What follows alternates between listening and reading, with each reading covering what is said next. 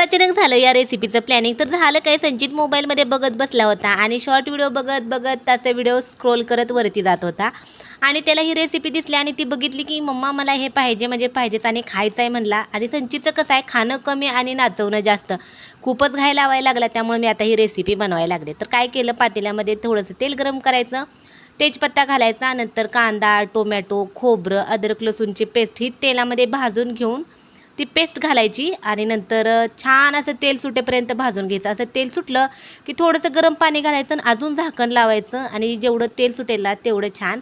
नंतर मीठ घालायचं, थोडीशी हळद घालायची, मसाला घालायचा, चटणी घालायची.